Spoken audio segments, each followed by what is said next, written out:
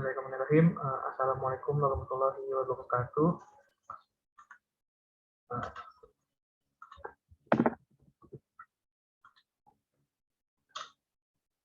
Selamat pagi, selamat siang, selamat sore, selamat malam, teman-teman pemirsa semuanya. Kami dari kelompok 12, Prodi S1 Manajemen tahun 2020, Fakultas Ekonomi dan Bisnis UPN Veteran Jakarta. Dari mata kuliah Manajemen Investasi dan Portofolio akan memaparkan materi tentang Portfolio Performance Evaluation dengan dosen pengampu Ibu Dewi Cahyani Pakestuti, SEMM. Boleh. Nah, anggota kelompok kami terdiri dari saya sendiri, yaitu Muhammad Ilham Syekh Ramadan dengan NIM akhir 076. Saya Firly Ramadan dengan NIM 073. Saya Muhammad Cupandaru dengan NIM 078.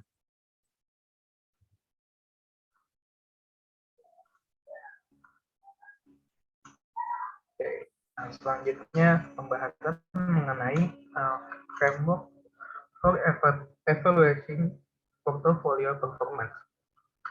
Evaluasi kinerja portofolio terkait dengan dua isu utama, yaitu yang pertama mengevaluasi apakah return portofolio yang telah dibentuk mampu memberikan return yang melebihi return portofolio lainnya yang dijadikan patok duka atau benchmark, dan yang kedua yaitu mengevaluasi apakah return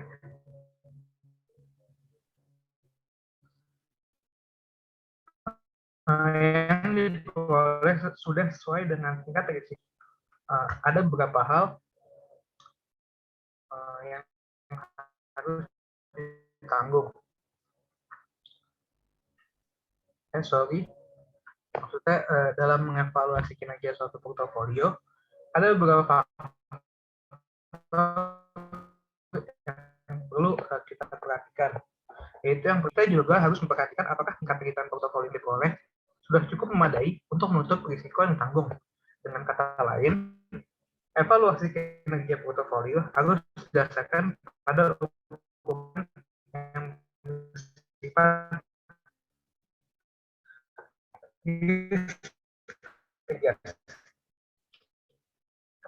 yang kedua yaitu periode waktu, penggunaan faktor duga atau benchmark yang sesuai. Proses evaluasi kinerja investasi juga harus melibatkan perbandingan kinerja portofolio dengan suatu alternatif portofolio lain yang relevan. Portofolio yang terpilih sebagai benchmark tujuan yang diinginkan oleh investor. Yang terakhir tujuan investasi, di mana evaluasi kinerja suatu portofolio juga perlu memperhatikan tujuan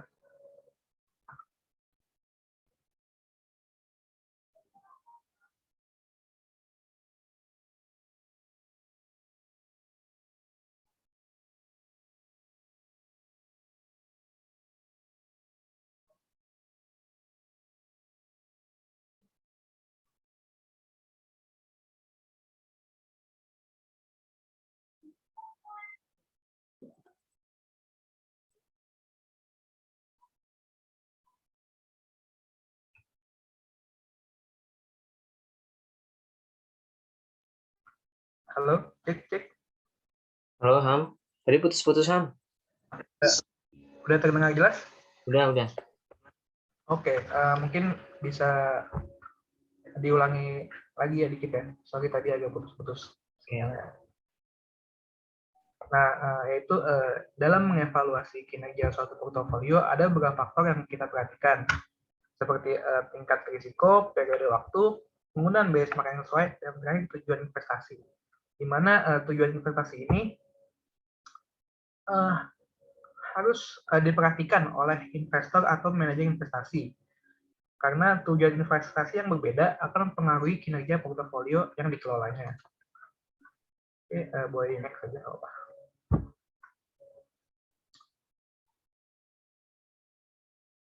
Nah, selanjutnya performance measurement issues. di mana menurut Robert S. Kaplan dan David P. Norton menyatakan bahwa kelemahan pengukuran kinerja yang menitikberatkan pada kinerja keuangan yaitu yang pertama, ketidakmampuan mengukur kinerja harta, tidak nampak atau intangible aset, dan harta-harta intelektual atau sumber daya manusia perusahaan. Dan yang kedua, kinerja keuangan hanya mampu bercerita mengenai sedikit masa lalu perusahaan dan tidak mampu sepenuhnya menuntun perusahaan ke arah yang lebih baik. Nah, masalah dalam mengimplementasikan sistem pengukuran kinerja adalah sebagai berikut. Yang pertama, terdapat korelasi yang buruk antara ukuran non-keuangan dengan hasilnya. Nah, hal ini terjadi karena tidak ada jaminan bahwa profitabilitas masa depan mengikuti pencapaian target non-keuangan. Oleh sebab itu, perlu dikembangkan ukuran-ukuran yang mewakili kinerja masa depan. Yang kedua, terpaku pada hasil keuangan. Bukan hanya manajer senior yang terlatih dan terbiasa dengan ukuran keuangan, tapi mereka juga mendapatkan tekanan tentang kinerja keuangan perusahaan. Nah, tekanan ini dapat membebani pengembalian jangka panjang yang tidak pasti dari ukuran non-keuangan. Atas kinerja keuangan ini, manajer diberikan kompensasi sehingga manajer lebih peduli terhadap ukuran keuangan daripada yang lainnya. Yang ketiga, ukuran-ukuran yang tidak diperbarui, di mana banyak perusahaan tidak punya mekanisme formal untuk memperbarui ukuran-ukuran tersebut agar selaras dan dengan perubahan strateginya. Yang terjadi, ukuran-ukuran strategi yang lalu tetap digunakan sehingga menimbulkan kemalasan. Yang keempat, terlalu banyak pengukuran. Yang kelima, kesulitan menerapkan trade-off. Dan yang terakhir, praktik-praktik pengukuran. Berdasarkan hasil studi Lingle and Seaman, praktik pengukuran dilakukan atas 3 aspek, yaitu yang pertama jenis ukuran, yang kedua kualitas dari ukuran, dan yang ketiga hubungan ukuran dengan kompensasi masing-masing jenis ukuran.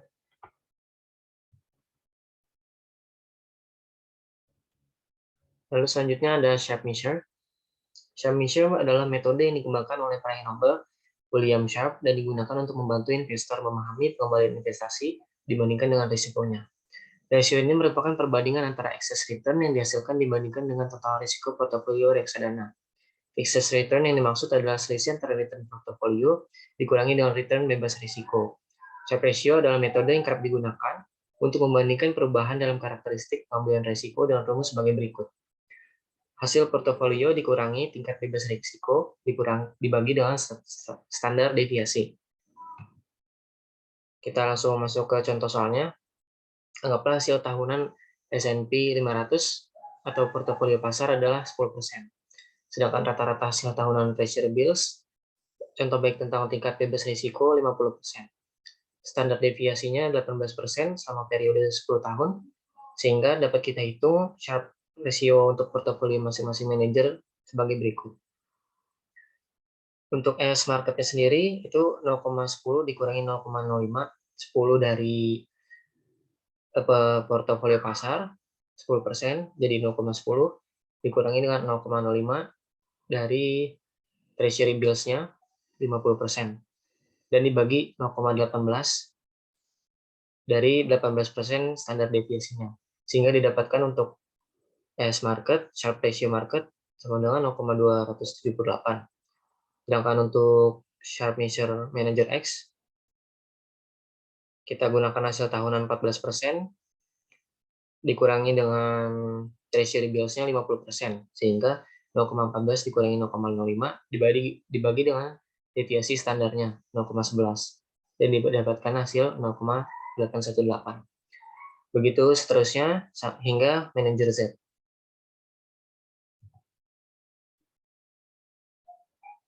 Harus kita ingat bahwa jika kita menemukan bahwa portofolio terbaik tidak harus memiliki hasil yang tertinggi. Sebaliknya, portofolio dengan hasil risiko disesuaikan paling superior atau dalam kasus ini dana yang dikelola oleh manajer X. Bisa kita lihat ya. Oke, lanjut.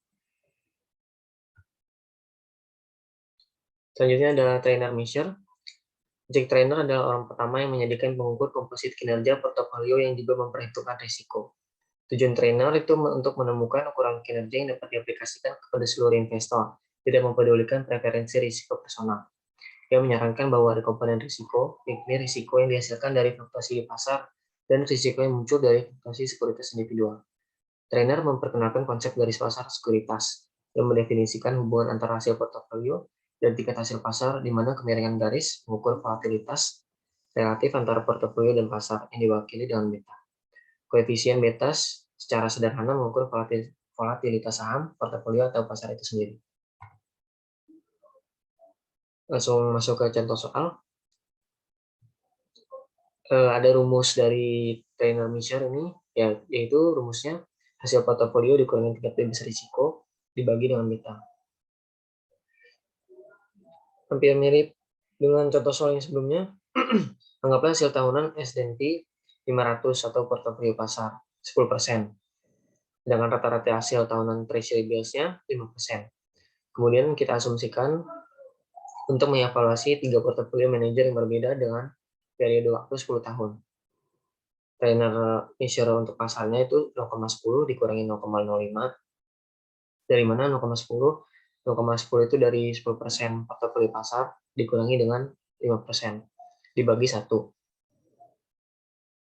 Sama dengan 0,056. Lalu untuk trainer measure manager A, 0,10 dikurangi 0,05 dibagi dengan betanya 0,90, sehingga didapatkan hasil 0,056. Sedangkan untuk manajer B, 0,14 dari 14% dikurangi 5% atau 0,05 dibagi dengan 1,03 atau betanya, sehingga didapatkan hasil 0,087. Dan untuk manajer C, 15% menjadi 0,15 dikurangi dengan 5% menjadi 0,05 dan dibagi dengan 1,20, sehingga mendapatkan hasil 0,083. Semakin tinggi ukuran trainer, semakin baik portofolio. Sehingga pada kasus ini, manajer B menunjukkan hasil yang lebih baik.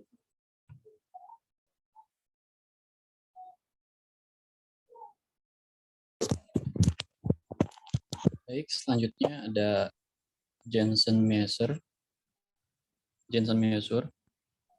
yaitu salah satu metode untuk mengukur performa portofolio. Jensen Measurement bekerja dengan menunjukkan perbedaan antara tingkat return aktual yang diperoleh portofolio dengan tingkat return yang diharapkan jika portofolio tersebut berada pada garis pasar modal. Secara mudahnya, Jensen Measurement ini dapat diinterpretasikan sebagai seberapa banyak portofolio berada di atas pasar. Hasil yang bernilai positif memberikan return yang lebih besar dari harapannya sehingga merupakan hal yang bagus karena memiliki return yang lebih tinggi dari risiko sistematisnya.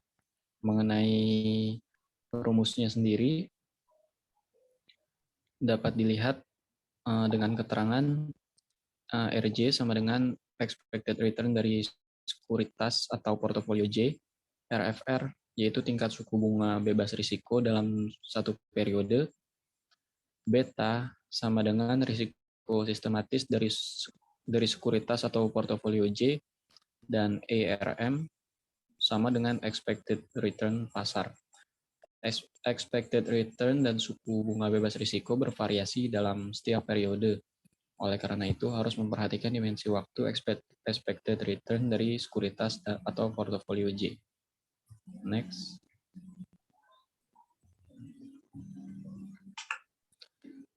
Langsung kita masuk pada pengaplikasiannya.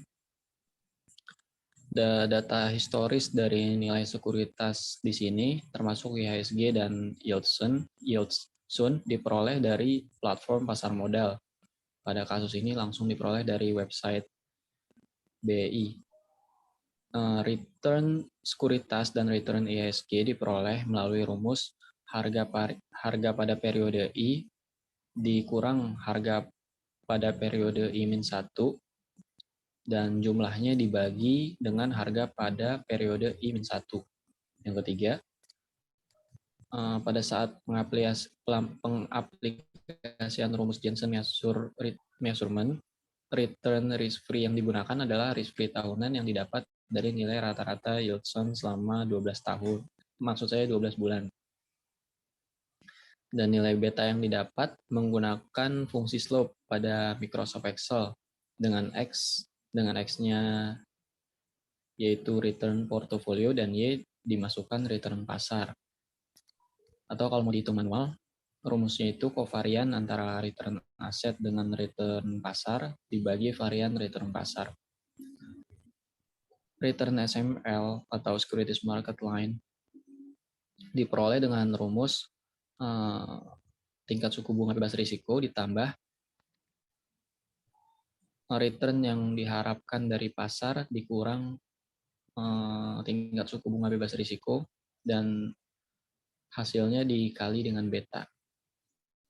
Indeks Jensen ini diperoleh dari rumus yang telah dijelaskan sebelumnya, atau karena kita udah hitung SML, jadi gampangnya didapat dengan menggunakan rumus return sekuritas itu A sama B dikurang dengan return SML-nya masing-masing. Nah, cara interpretasiannya gimana? Di tabel ini, return SML merupakan titik ideal di mana seharusnya return sekuritas A maupun B berada. Nah, pada sekuritas A idealnya, seharusnya A itu berada di minus 3,88% dan B berada di 4,31%. Dengan return pasar minus 2,54%. Namun pada realitanya return yang dimiliki oleh sekuritas A dan B adalah apa yang ditunjukkan oleh tabel indeks Jensen, yaitu A dengan return 22,60% dan B 24,25%. Hal ini menandakan bahwa sekuritas tergolong outperform atau berkinerja di atas pasar jika return yang diberikan sekuritas berada di bawah dari nilai return IHSG, maka kinerja sekuritas ini dinamakan underperform atau berkinerja kurang baik dan harus dievaluasi. Dalam prakteknya, ini juga bisa diaplikasikan untuk membandingkan sekuritas A dengan beberapa sekuritas lainnya. Next.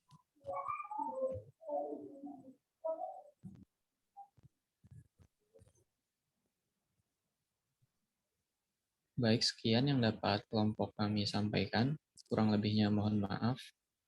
Wassalamualaikum warahmatullahi wabarakatuh.